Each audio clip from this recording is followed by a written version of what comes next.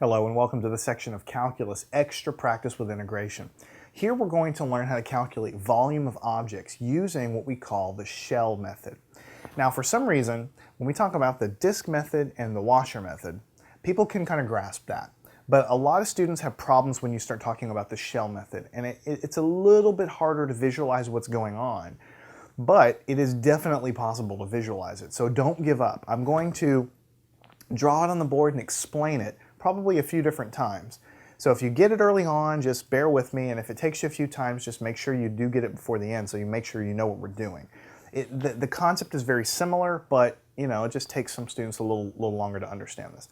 Basically, if you remember back, the disk method, for instance, let's say we had a function here hovering out above the x-axis. If we revolve it around the x-axis, then what we're getting is basically a tube, right? A function makes a tube, but the function might be curved, so there could be kinks in the tube or whatever, but it's basically a tube. And no matter where you slice it along that tube, you're going to get a circle for a cross-section. So the way we found the volume of that, guys, we said pi r squared, which means the cross-sectional area, pi f of x squared, getting the cross-sectional area of every slice of that tube, and then we add the whole thing up with an integral, and then boom, we get the volume. Now, we're revolving those functions about the x-axis, all right? For the shell method, we're going to take a function and revolve it around the y-axis. That's a huge distinction, so make sure that doesn't just go over your head. For the disk method and the washer method, we're always revolving about the x-axis. That's always what we're doing.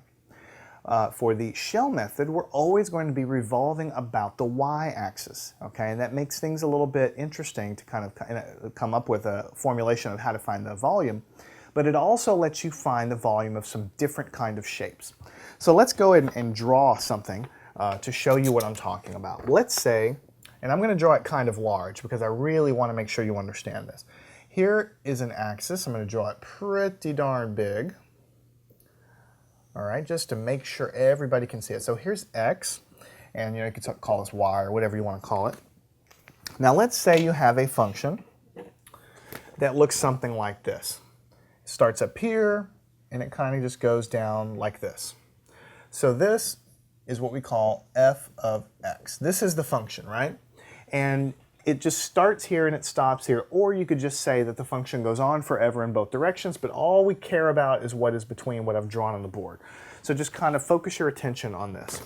Now, let's just say, if I were going to use the washer method, then I would, which is what we've learned before, then I would have to revolve this guy around the x-axis like this. But we're not going to do that. We're going to take this guy, and we're going to revolve it around the y-axis like this, okay?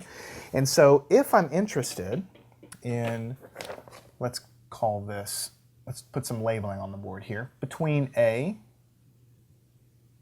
and B, if I'm interested between A and B, then what I'm going to have, once I revolve this guy this way, you have to use your imagination a little bit, but basically what you're going to have is something that kind of looks like this. The top is going to, revolve around, and so what you're going to get is kind of like a hollow center.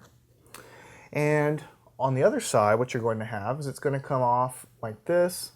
That's a little bit too broad. It's going to come off like this and kind of do like a wedding cake like that, right? So then I'll have this guy coming down here. And then I'll have, since when I say I revolve it, I mean I'm revolving this all the way down to the x-axis. This whole region here, this whole thing from the curve all the way down to the